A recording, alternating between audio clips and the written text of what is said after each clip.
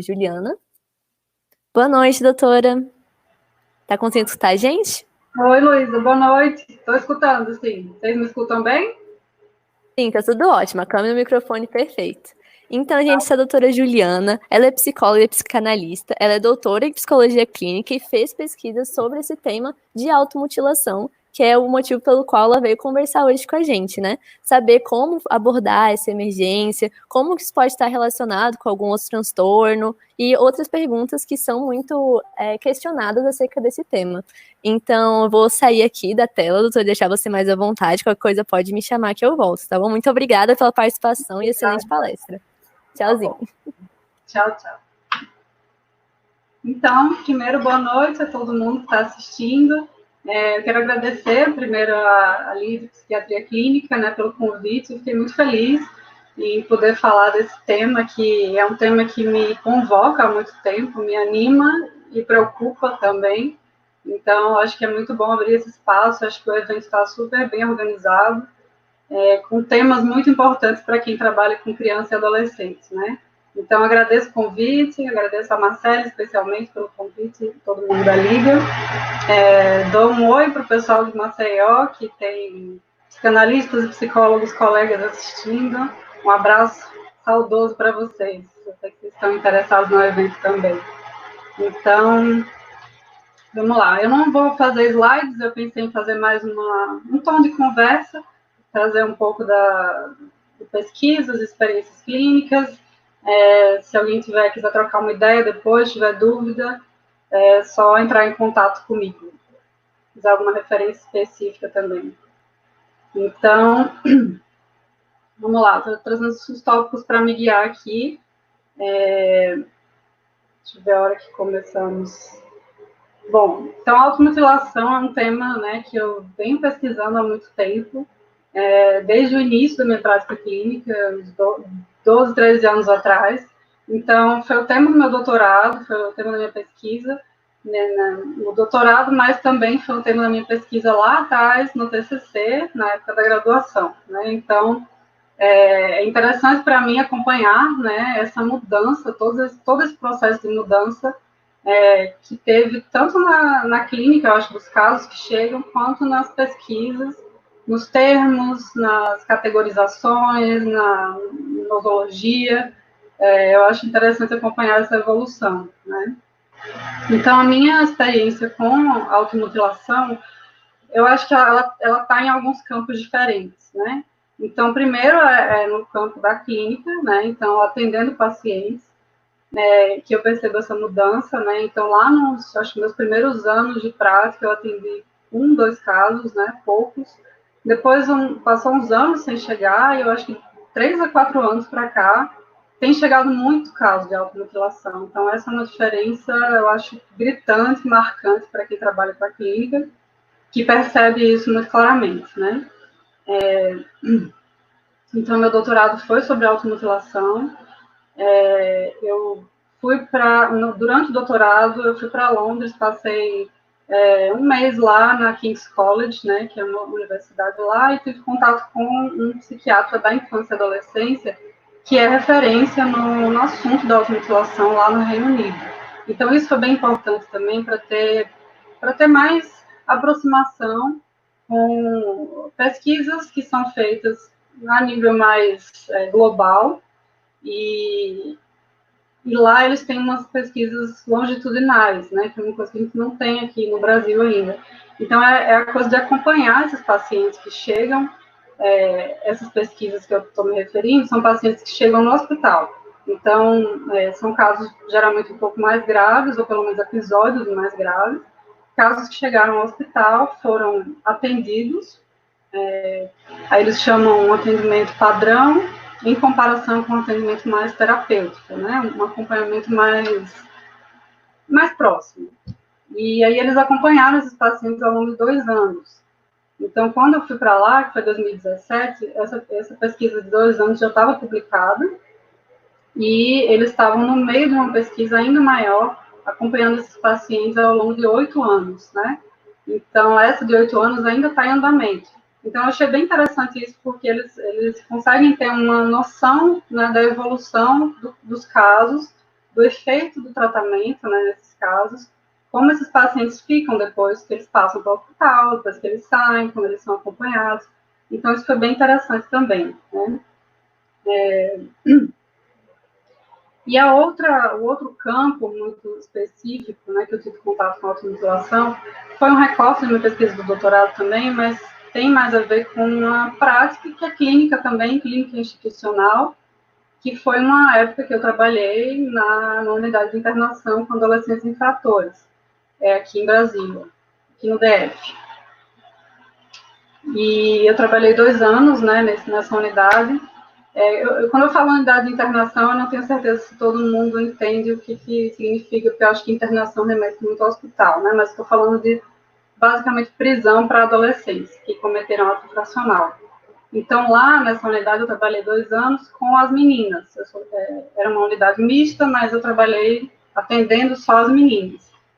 E durante esse tempo tinha muito caso de automutilação, né? Tinha muitos casos e casos muito severos. E em ambientes assim, de presídio, né? Elas não têm acesso a objetos cortantes, perfurantes. Então, elas ficavam ainda mais criativas, né, nesse sentido. Então, dá para perceber que é um tipo de sintoma que acha uma maneira de acontecer, né, o sujeito acha uma maneira de fazer. Então, elas faziam com colher de plástico, embalagem de iogurte, às vezes ingerindo material de limpeza. Então, era muito severo e também era diferente porque acontecia em loco, né, então, é diferente de um paciente, por exemplo, que se corta em casa e depois vai para o consultório e fala sobre isso. Então, lá não, a coisa acontecia na hora. Às vezes as equipes ficavam muito mobilizadas e às vezes a gente estava no atendimento com outra adolescente e aí uma outra se cortava.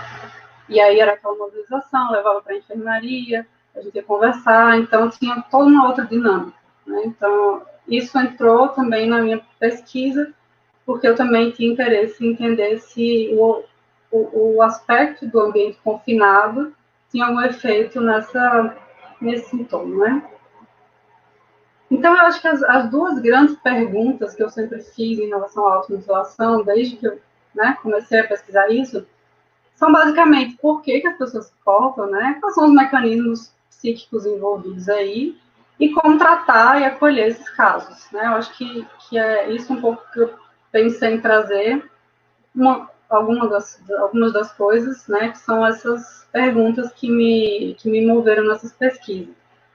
Então, eu trato a automutilação como um sintoma, né, e tem vários termos para se referir à automutilação. Então, tem gente que fala em comportamento, por exemplo, tem gente que fala em ato, tem gente que fala em fenômeno. Isso diz respeito ao pressuposto teórico que se tem, mas diz também uma posição de como é que a gente vê isso, né? Isso que se chama automutilação. Então, eu entendo como um sintoma, né, no sentido psicanalítico. Eu sei que todo mundo que está assistindo, muita gente não é da área, mas em termos muito gerais, o que a gente entende como sintoma na psicanálise é aquilo pelo qual o sujeito geralmente busca uma análise, né? Então, seria algo que faz sofrer, algo que está incomodando, está atrapalhando a vida, e que o sujeito vai até um analista, um psicólogo e endereça esse sintoma, né? Então, é algo mais ou menos do tipo, o que eu faço com isso? Né? Eu estou sofrendo, e aí o trabalho analítico é muito de questionar como o paciente se posiciona em relação àquele sintoma, porque o mesmo sintoma, ele é sentido, vivido, narrado de formas muito diferentes por diferentes sujeitos, né? Então, um sintoma de insônia, por exemplo, vai se manifestar de um jeito para uma pessoa, ela vai se posicionar de certa maneira, outra pessoa de outra, e de automutilação também, né? Então, já adiantando, não existe uma resposta pronta e única para dizer por que as pessoas se cortam. Cada pessoa tem um funcionamento que a automutilação entra aí para fazer alguma função, né? Então, a gente entende o sintoma como uma forma inconsciente de lidar com conflitos inconscientes, né? Que o sujeito arruma formas de funcionar um pouco melhor. Então, é um sintoma que vem aumentando, né, em número de casos. Eu acho que isso é ponto pacífico para todo mundo que trabalha com automutilação. A gente vê na clínica e os estudos epidemiológicos mostram também. Então, pela epidemiologia, né, pela incidência, geralmente se fala nos últimos 30 anos aumentou, nos últimos 10 anos aumentou ainda mais. Eu entendo que nos últimos 3, 4 anos ainda mais. Então, a sensação que eu tenho é que só vem aumentando, né?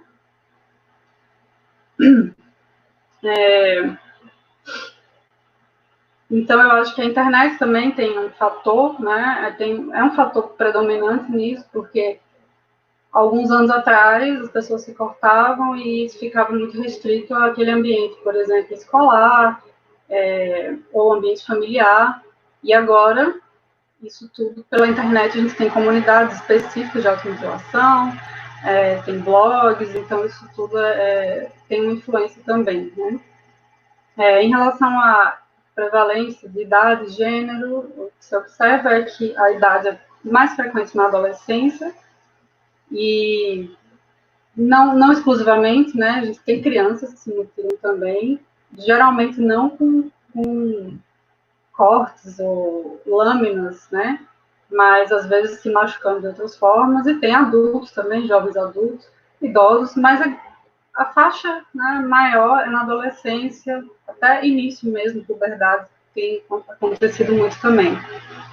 E em relação ao gênero feminino, é onde aparece mais, né, mas também tem meninos que se cortam. Em relação à adolescência, acho que até alguns colegas já falaram bastante sobre isso, sobre como a adolescência é uma fase do intenso trabalho psíquico, então não é à toa, claro, que esse sintoma aparece mais na adolescência. Então, o adolescente tem um trabalho quase ininterrupto, né, que ele tem que fazer com várias coisas.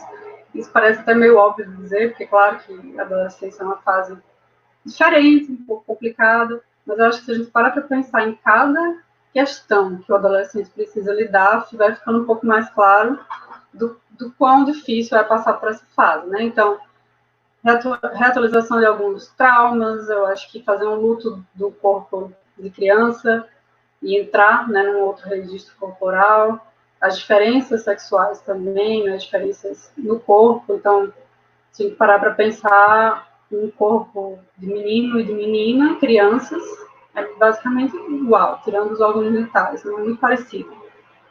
E na adolescência tudo começa a mudar, então existe um estranhamento com o próprio corpo, existe uma queda das idealizações em relação aos pais, né, aquela coisa de começar a ver que os pais têm defeitos, erram, não sabem tudo, tem essas decepções.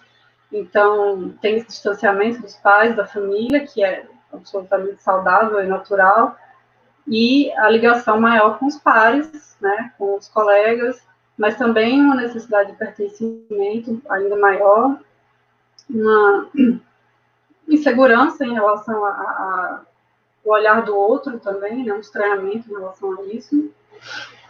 E acabou que eu pensei agora que eu não defini o que é automutilação, né? Supondo que é um termo já mais conhecido, mas assim, vamos definir o que a gente está chamando aqui de automutilação, né? O que eu estou falando aqui.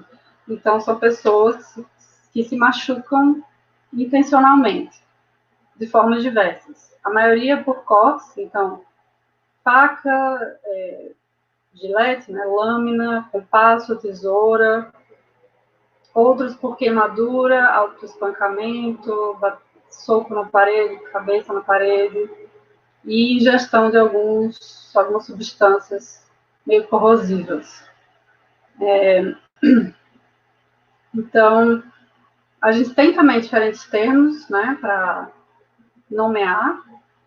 É interessante também, em relação a isso dos termos, a diferença que eu venho percebendo, né? Então, assim, quando eu comecei a estudar automutilação lá no TCC, na graduação, por exemplo, não tinha uma padronização. Na verdade, é incrível a diferença, porque não é tanto tempo assim também, mas eu não tinha bibliografia, por exemplo, né, em português para fazer a pesquisa.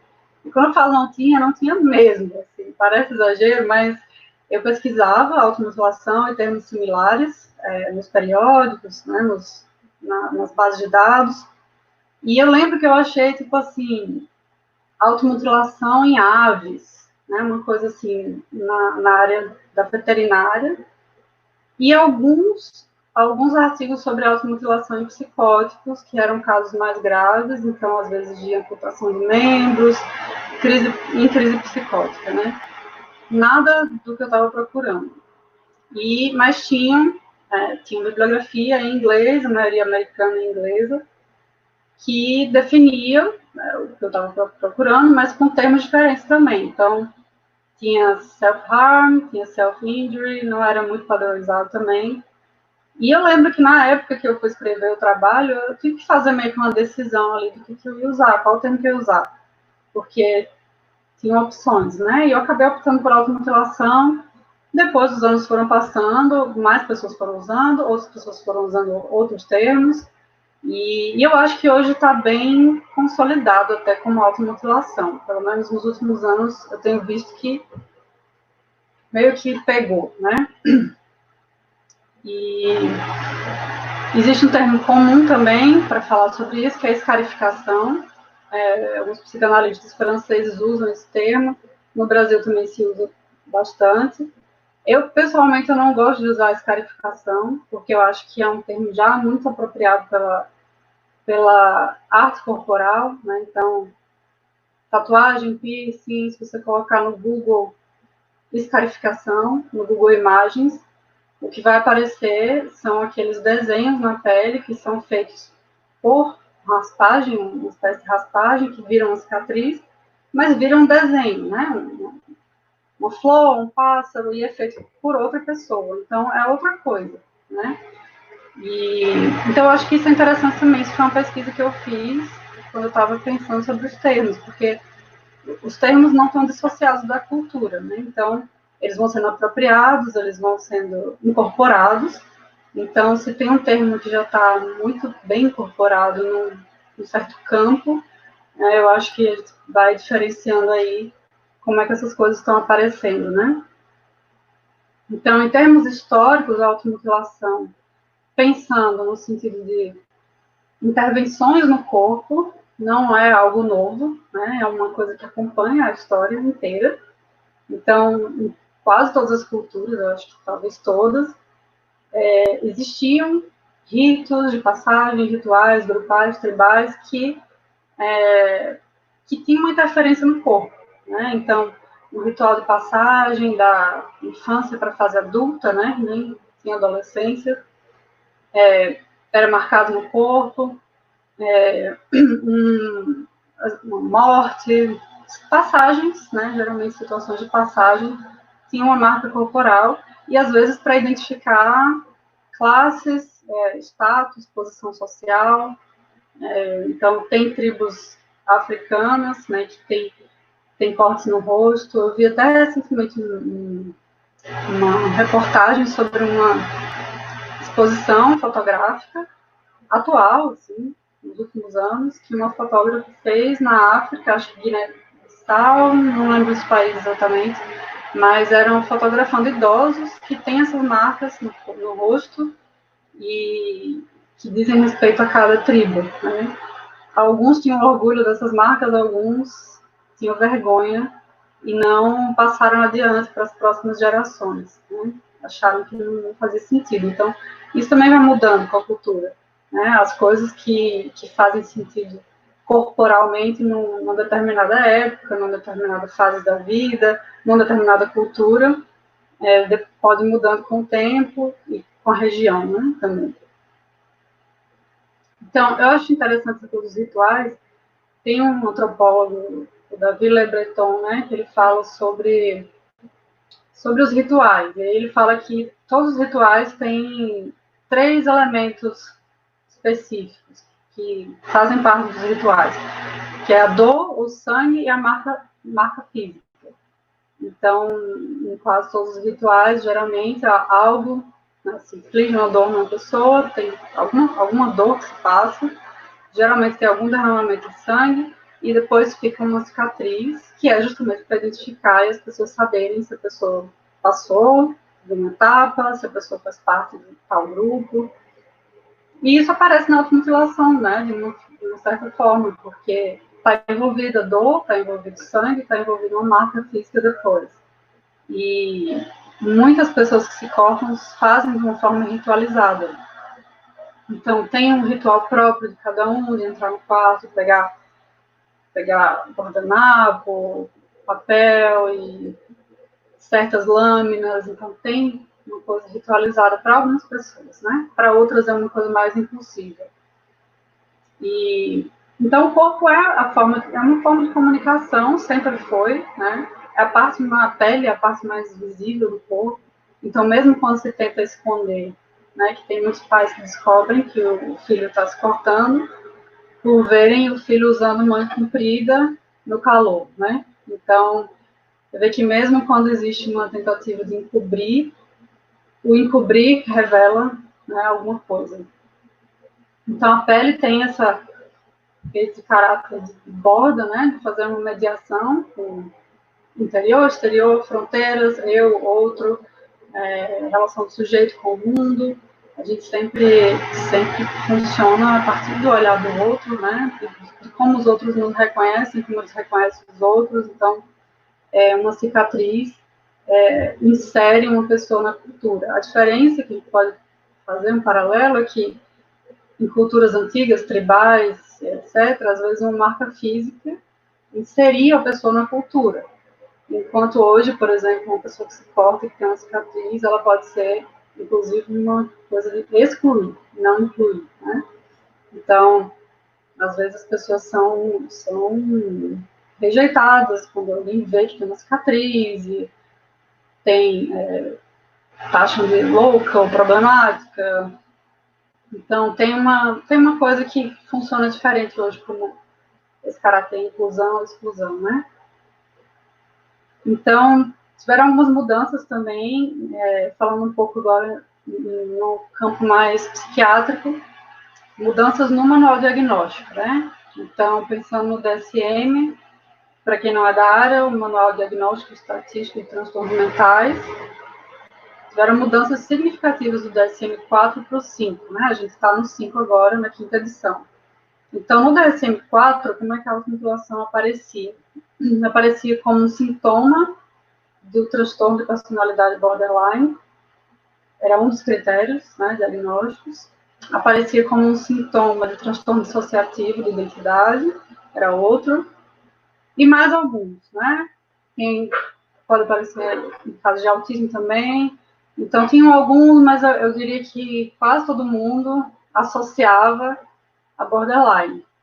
Eu vejo pessoas associando a transtorno bipolar também, né? Por uma questão de impulso e, às vezes, pela fase da mania.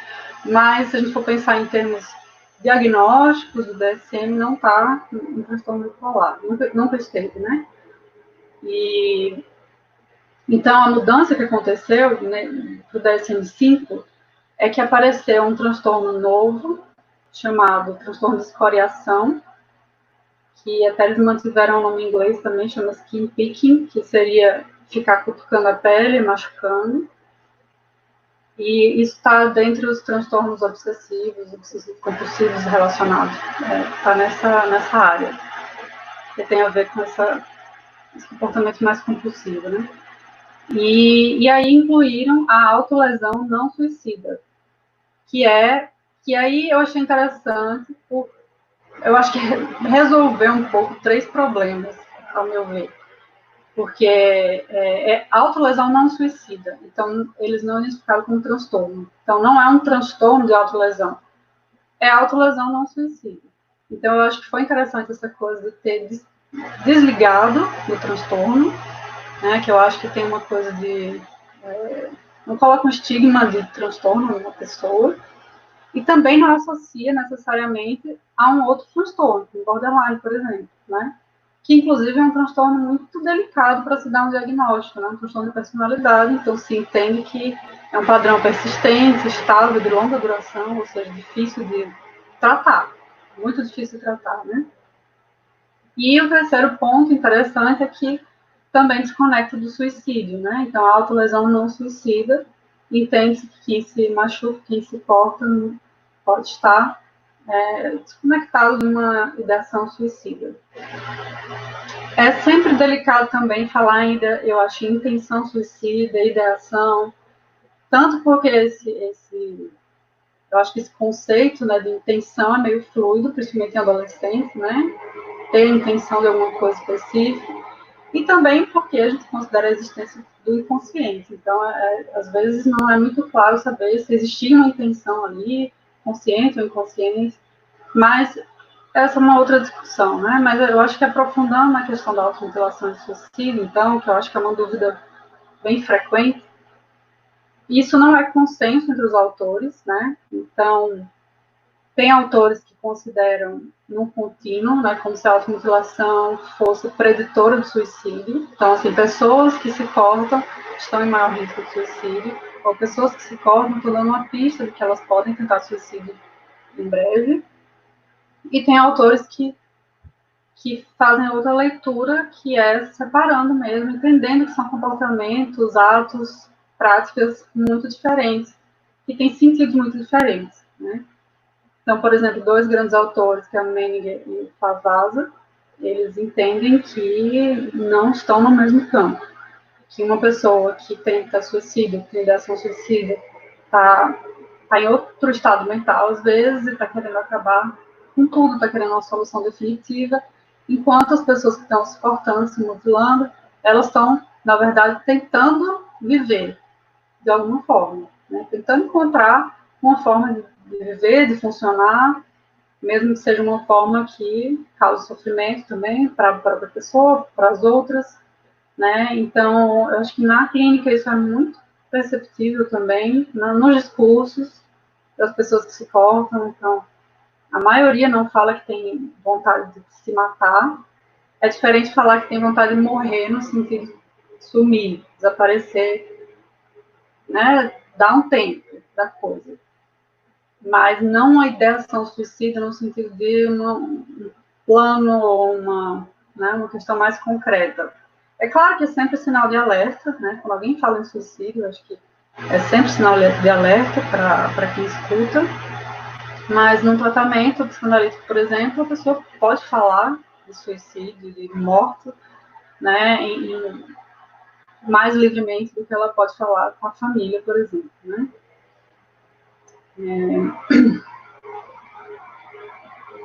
Então, falando um pouco desses sentidos, né, que seriam os porquês das pessoas se cortarem, se machucarem, o discurso mais comum entre as pessoas que se cortam, na verdade é o discurso que circula mais frequente, é que é uma tentativa de transformar um sofrimento emocional numa dor física, né? Como se a dor física fosse mais fácil de administrar, gerenciar, do que uma dor emocional.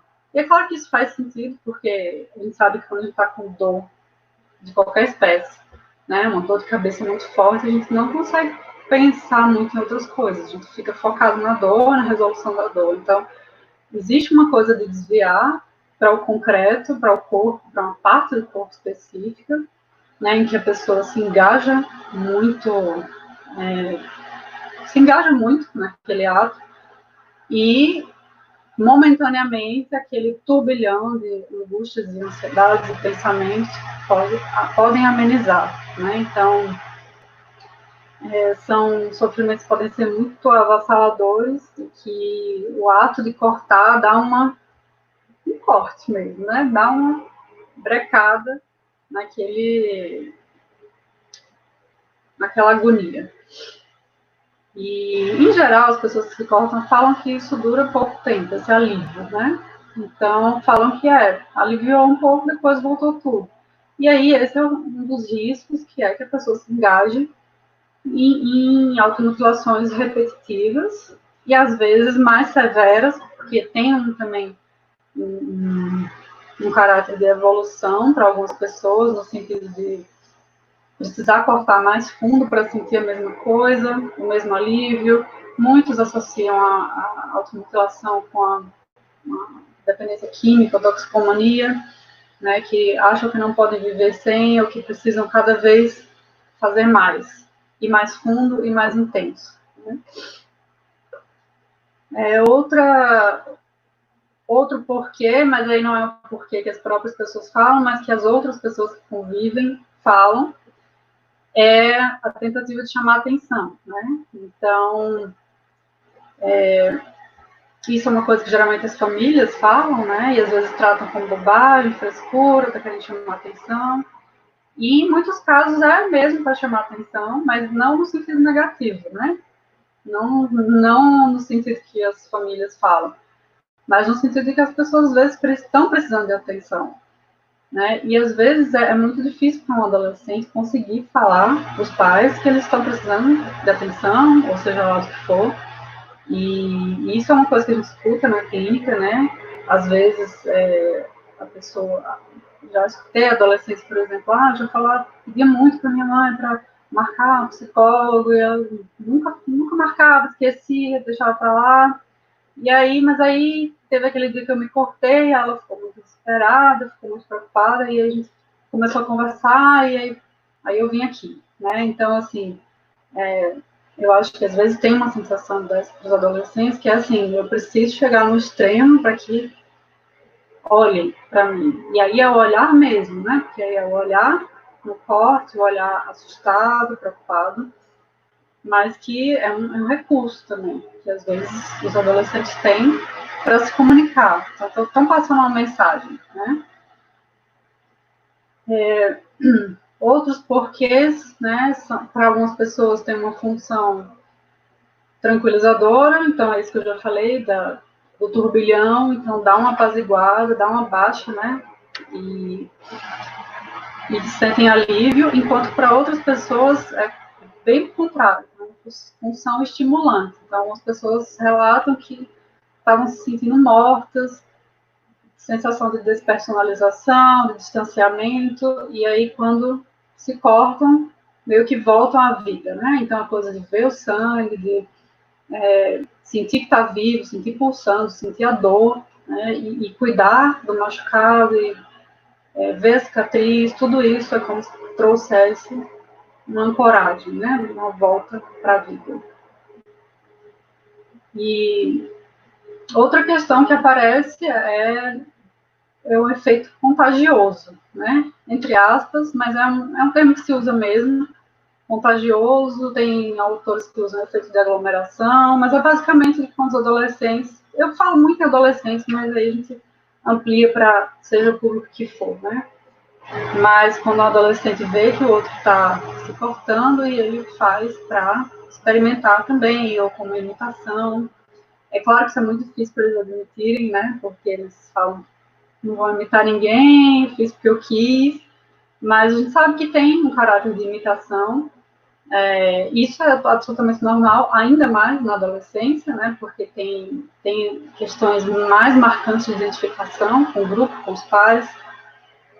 Freud até fala disso um pouco no texto da Psicologia das Massas, as análises do eu, né? Que ele cita só que ele fala de uma crise de histeria, né? Mas ele cita de um caso das moças do internato, né? Então, assim, moças que moravam juntas, viviam juntas no internato, e uma tem uma crise, e a partir daí várias passam a ter um processo identificatório. Então, isso é bem perceptível nas escolas. Lá na unidade de internação, eu trabalhei com as adolescentes também, e algumas delas até eram muito abertas, tranquilas em falar isso, assim. Algumas falavam, eu via fulano fazendo, e aí eu quis testar para ver como é que era, se me dava algum alívio também e tal. E muitas que tentam, assim, por experimentação, não se engajam na automutilação, né? Não ficam muito fixadas nessa saída. E a internet, obviamente, escancarou isso, porque as pessoas às vezes se cortam, publicam uma foto, outra vê, e aí se corta também, compartilha a foto também. Então, tem toda uma comunidade virtual, né, que está funcionando em torno da automutilação.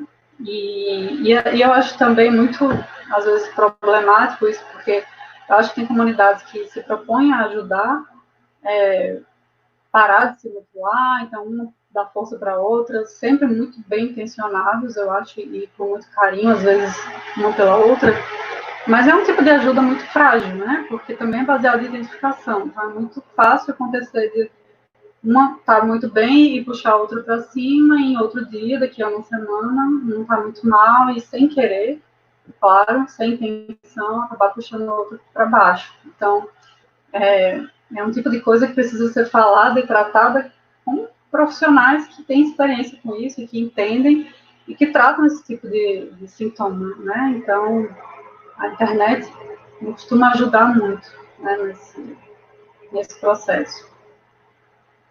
Então, vocês percebem que tudo isso que eu venho falando tem uma relação muito forte com a linguagem, né? Então, quando a gente pensa em condensar um turbilhão de sentimentos, pensamentos numa parte do corpo, a gente está prescindindo da linguagem, né? Deixando de falar sobre aquilo para focar numa coisa concreta, palpável no corpo. Em relação a chamar a atenção dos pais, também não se consegue falar, e se parte para uma coisa muito mais drástica, ou em relação a grupos, pares, às vezes tem isso, né? Às vezes algumas pessoas se sentem excluídas se não estão num grupinho que todo mundo se corta, ou então precisam demonstrar uma certa força, um desafio, eu me corto, você não. Tem isso também. Então, tudo isso culmina com o que eu acho que, para a gente fechar, é falar sobre o tratamento, né? Sobre o tratamento desses casos. Então, o que é o tratamento psicanalítico com esses casos?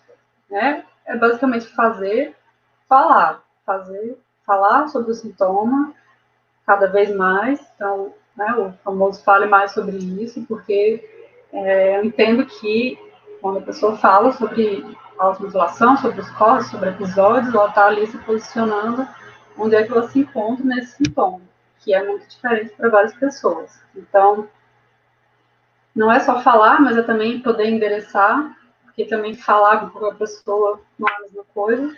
Então, falar com o pai, uma mãe, geralmente vai trazer muita angústia, o que é importante que se fale, mas nem sempre o que os pais vão falar, o que os amigos vão falar, vai ajudar aquela pessoa.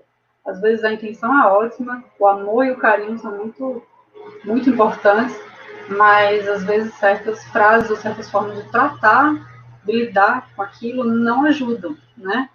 Então, às vezes, a gente vê, por exemplo, um adolescente falando, eu prometi para minha mãe que eu não ia mais fazer, mas acabou que eu não consegui, recaí, e aí vem toda uma culpa, né? Outro dos porquês, né, que eu esqueci de falar, é a autopunição. Então, é se sentir culpado por alguma coisa, achar que vacilou com alguém e se corta para se punir, e às vezes punição por já ter se cortado. Então, se cortou por outro motivo, mas aí viu que magoou os pais, que deixou alguém desesperado, e aí se sente tão culpado que é uma coisa de expiar a culpa, que isso aí é muito antigo, expiação de culpa através do corpo, né?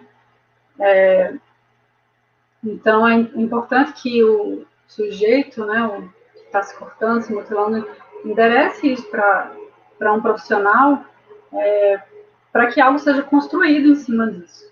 Então, para que ele se fale por que ele se corta e pense sobre isso. Então, para a psicanálise, a gente entende que o saber está do lado do sujeito, né? Só que ele não sabe que sabe, por isso que ele precisa endereçar.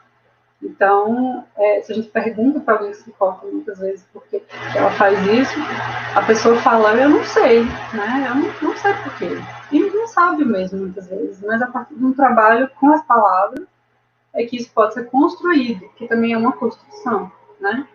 Então, o profissional pode ajudar a descobrir ou construir nesse processo, conduzir o paciente nesse processo. Então, ele não vai falar, interpretar e dizer por que ele faz isso. Então, assim, colocando não adianta muito explicar, interpretar, né? Eu percebo isso. Eu acho que é como um paralelo mais ou menos com alguém que tem uma dependência química, toxicomania. Não adianta muito falar que droga faz mal para a saúde, né? Todo mundo sabe. Então, quem se corta sabe que tem risco, que poderia estar funcionando de uma forma mais saudável.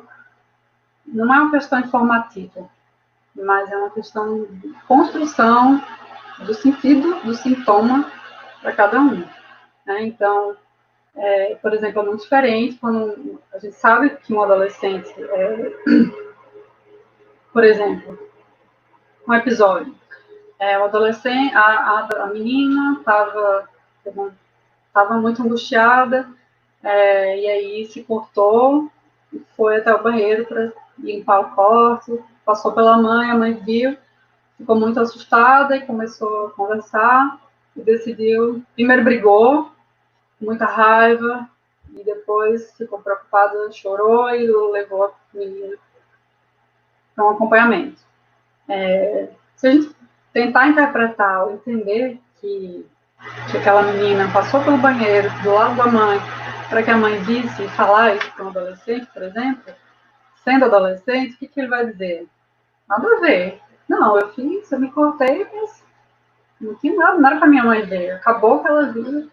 Então, isso é uma coisa, né? Que não é um tipo de abordagem que a gente faz.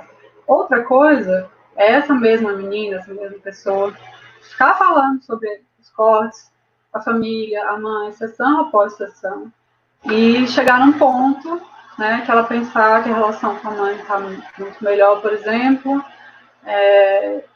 e uma coisa que acontece, por exemplo, que a gente precisa envolver as famílias no processo terapêutico, não é no sentido de ficar falando para a família que fulano se cortou de novo, ou envolver a família no atendimento, mas quando a família se implica e se envolve, a gente vê a diferença. Então, por exemplo, tem casos que só a nova rotina de levar o filho no psicólogo toda semana e às vezes criar aquela espécie de tradição, né? Então, isso acontece, né? Já aconteceu de escutar, por exemplo, virou nosso momento mãe e filha, eu venho aqui na sessão, trago, depois a gente vai na padaria, faz um lanche, conversa.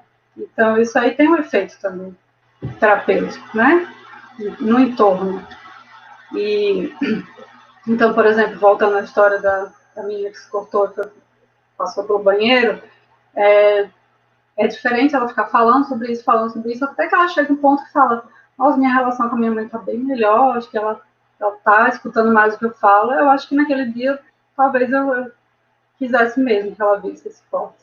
Então, assim, é uma mudança de posição subjetiva aí, que às vezes, né, o sujeito faz depois de falar muito sobre tudo o que vem acontecendo, né?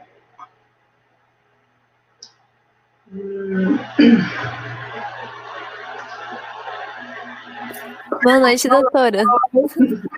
Só para avisar que a gente recebeu várias perguntas, então queria perguntar se quer concluir de alguma maneira, já quer passar para as perguntas, como é que está o andamento? Tá, eu vou concluir 2 minutos. Ok, tranquilo, não se preocupa, já eu volto então. Tá. Desculpa que eu estava em outra tela aqui, nem sei se faz tempo. Então, assim, só para finalizar, a ideia é que se possa endereçar isso para um profissional, que se possa construir algo com isso, né? Então, dá para pensar, por exemplo, que seria como endereçar um texto para um leitor, né? O que é um texto, um livro sem leitor? Não tem onde chegar, fica vazio de sentido, né? Então, quando se endereça para o profissional, o sentido pode ser construído a partir daí. Mas eu vou encerrar, pode voltar, Luísa. Doutora, muito obrigada por toda a explicação, por toda a exemplificação. Tenho certeza também que foi muito elucidativa para todo mundo. Algumas perguntas foram mandadas mais no início da palestra, chegaram antes da conclusão de algumas ideias, então já podem ter sido respondidas, mas como foi uma dúvida comum de algumas pessoas, acho que vale a pena a gente enfatizar, né? Uma delas é relacionada com esse transtorno borderline. Perguntaram se A automutilação, então, está ligada com esse transtorno borderline. Porém, isso significa que todo adolescente que se automutila tem esse transtorno ou tem tendência a esse transtorno? Eu não acho. Eu não acho que seja o caso. Eu acho que é parte de um dos critérios diagnósticos. Então, pessoas que têm um transtorno de personalidade borderline podem ter ou não automutilação, pode ser que não também. Mas as pessoas, por exemplo, que eu já acompanhei, que eu atendo, que se cortam, por exemplo, acho que não tem nenhuma que tenha o diagnóstico de borderline, por exemplo. Ok. A outra pergunta a pessoa mandou assim: aproveitando o viés psicanalítico que a doutora trouxe, a automutilação relaciona-se com a pulsão de morte? Podemos afirmar, então, que essa automutilação poderia ser interpretada como uma tentativa de suicídio? Também já foi abordado, mas acho que vale a pena a gente enfatizar. Bem interessante isso, porque muita gente associa a automutilação com pulsão de morte, né?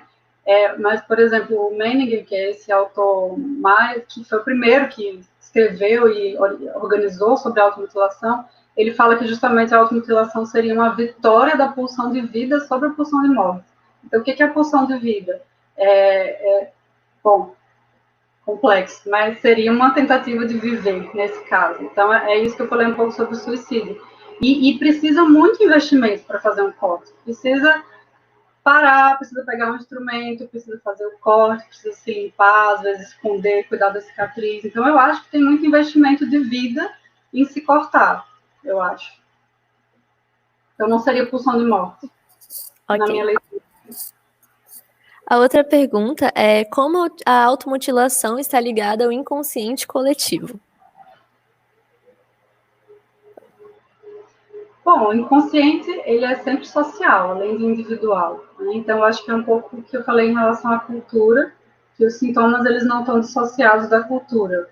Né? Então, por exemplo, se é um sintoma que está acontecendo mais hoje do que 10 anos atrás, a gente precisa investigar ou ter hipóteses do porquê que ele está acontecendo mais hoje. Uma das hipóteses é a exposição mesmo em relação à internet, porque cria identificações. Então, quando você tem um grupo mais restrito, que você só tem contato ali na escola, você não sabe o que acontece nas outras partes do mundo. E hoje você pode fazer um corte, postar uma foto e ver uma pessoa no Japão que também se cortou. Então, isso tem um efeito cultural também.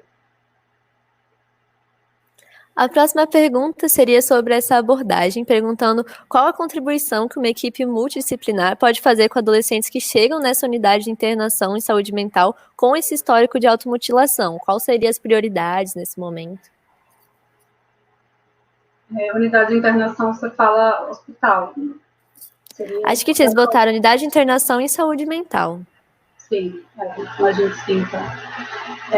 Eu acho que o trabalho interdisciplinar é bem importante. Eu acho que em alguns casos a gente recebe encaminhamento de psiquiatra e também a gente caminha para psiquiatra em alguns casos, porque tem pessoas que não têm necessariamente um transtorno mental relacionado, mas às vezes estão muito ansiosas ou até deprimidas. Então, até a própria ansiedade excessiva ou outros sintomas podem atrapalhar até para que ela faça um trabalho terapêutico e conseguir falar sobre aquilo.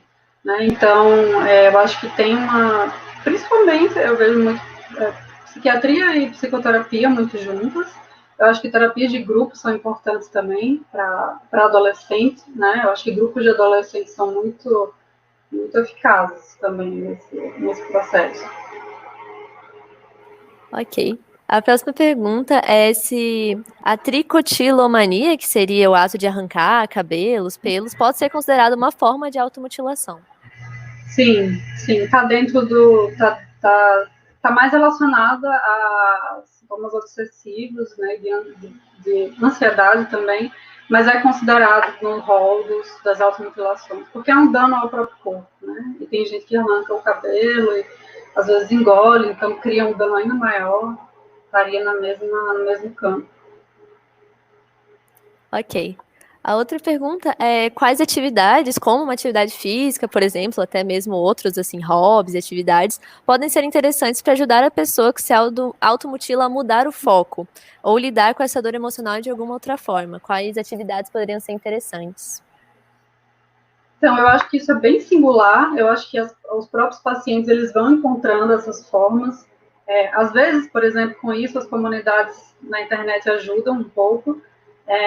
Tem sites que, às vezes, dão ideias do que fazer. Eu acho que isso é paliativo para alguns momentos, eu acho que contém um pouco, e as pessoas, de fato, às vezes, deixam de se cortar porque conseguem conversar com alguém, fazer um exercício físico, fazer outras coisas. Eu só acho que um trabalho mais profundo sobre o sentido do porquê está se cortando, porquê está sofrendo tanto, é que é interessante ter um trabalho terapêutico. Assim. A outra pergunta é se há algum autotratamento recomendado para o sujeito que deseja se cortar, que ele evite esse ato mesmo sem algum acompanhamento psicológico. Se tem como a pessoa ter algum autotratamento para conseguir evitar isso. Autotratamento? Se tem algo que teoricamente poderia ser recomendado para o sujeito conseguir lidar com isso de maneira pessoal. Acho que é esse o viés da pergunta. Eu acho que entra, assim, se relaciona um pouco com essa pergunta anterior, né? Eu acho que cada um às vezes encontra. Tem pessoas que acham que escrever ajuda. Tem até um livro de uma automutiladora inglesa que ela se tratou com análise também, mas ela escreveu o livro justamente sobre essa relação terapêutica e dizendo o quanto a escrita do livro ajudou ela a parar de se cortar, que o próprio ato de usar a mão para escrever no papel, isso foi muitos anos atrás, ninguém escreve no papel quase mais, mas ajudou ela a parar de se cortar, né? Então eu acho que as pessoas encontram algumas formas, né, de amenizar. Foi trazido aqui nas perguntas até algumas pessoas perguntando esses exemplos de, por exemplo, eu tenho essa tendência de fazer uma automutilação, por exemplo, na região do pulso, poderia fazer um desenho, igual foi comentado, será que isso é produtivo? Será que ajuda nesse tratamento?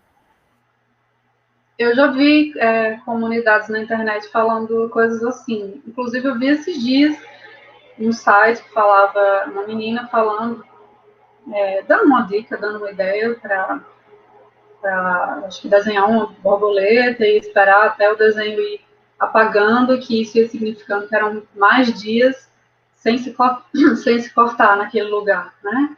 Então, eu acho que as pessoas vão encontrando formas de simbolizar isso, né? Então, isso é uma coisa bem simbólica, né? Então, ela fala mais sobre isso, mais do que eu estou falando agora, mas algo sobre libertar a borboleta. E eu acho que essas dicas ajudam para umas pessoas sim, para outras não. Para outras pessoas acham que escrever não adianta nada, preferem falar, ou para outras pessoas exercício físico, mas isso tudo eu acho que não torna desnecessário a ajuda profissional. Eu acho que, inclusive, às vezes é complicado seguir, né, por um caminho que a pessoa demora muito para se tratar e vira uma coisa muito repetitiva, que aí diz que é muito difícil largar. Inclusive, nesses sites que eu via, as próprias meninas que se cortavam diziam isso. Se você nunca se cortou, tente não começar, porque depois é difícil. Né? Tem um ciclo, tem uma coisa repetitiva, que é a coisa dos sintomas que se repete mesmo, né? Ok. E a última pergunta é mais questão de diagnóstico, assim. Perguntou se existem parâmetros para definir esse diagnóstico de automutilação, por exemplo, a prática, a frequência ou outros parâmetros, ou qualquer evento já pode ser diagnosticado como uma automutilação. Olha, pelo DSM, na autolesão não suicida, se eu não me engano, não tenho certeza dessa informação, mas se eu não me engano, coloca-se como 4 ou 5 episódios no último ano. Então, não é assim que uma pessoa fez um episódio já é considerado automutilador, né?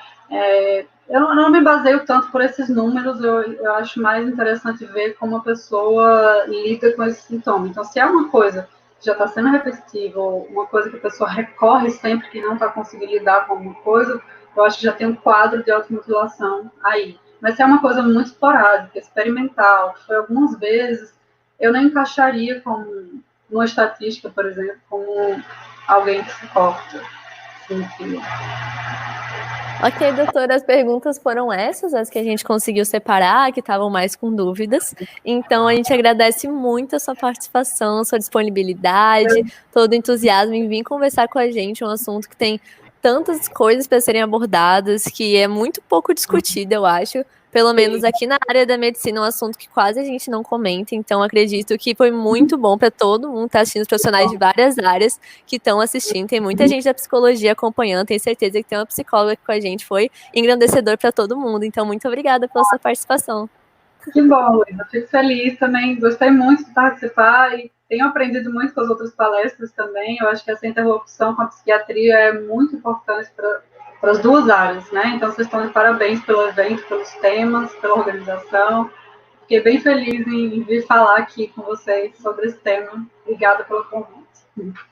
Obrigada, doutora. Gente, também fizemos um post para a doutora, a gente vai marcar ela lá, se vocês quiserem mandar algum recado, ela vai ler ou a gente vai depois mandar, então podem botar lá certinho. Muito obrigada, doutora. Boa noite. Obrigada. Boa noite. Tchau, tchau.